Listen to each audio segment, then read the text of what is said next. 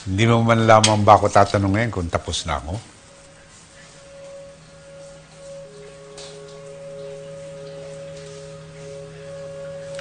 Sorry, Sir Fred. Sir Fred?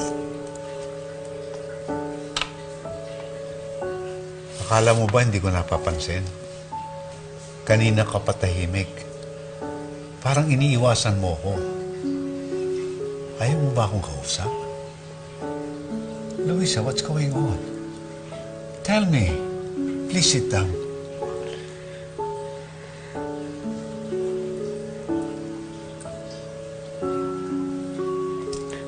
Ayoko na.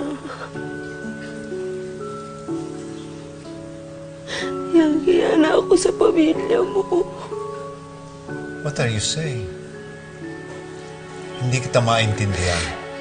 Hindi mo naiintindihan. Kasi hindi ko yung sinasabihan nilang gold digger eh.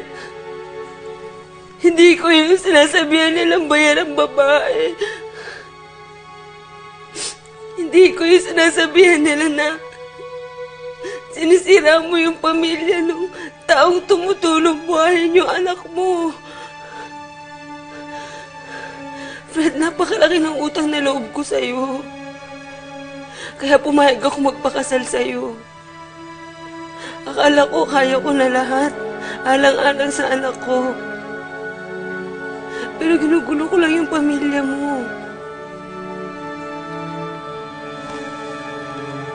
Luisa. Fred, siguro mas mabuti kung huwag na lang natin ituloy yung kasal.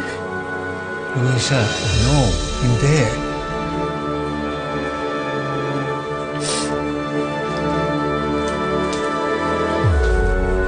Luisa!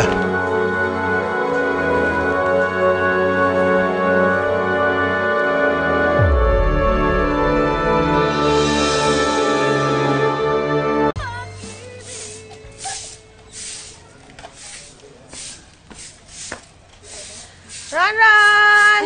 Halika nga, kiss mo nga si Nay Susan. Ito na. Grabe, no? Ang lakas na niya. Parang wala na siyang sakit. Alam mo, hindi ka talaga nagkamali nung nakipagkasundo ka kay Sir Fred mo. Hindi na po matutuloy yung kasal. Bakit?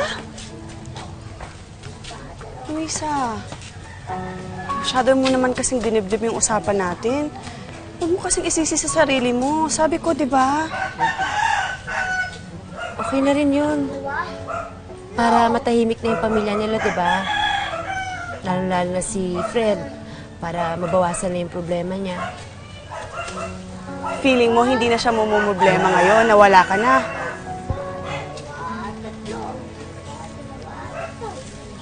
Sis, final na ba yan? Wala na bang bawian? Oo nga. Paano na yung pagpapagamot natin kay Ron? Ano na lang po bahala doon. Maghanap na lang po ako ng ibang trabaho o kaya mag-a-abroad ako, di ba? Basta ayoko na umasa sa iba.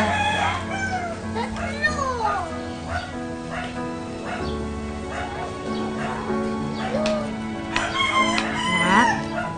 Kaya po, nasa mo tayo paabos mo. Ang likod mo, anak.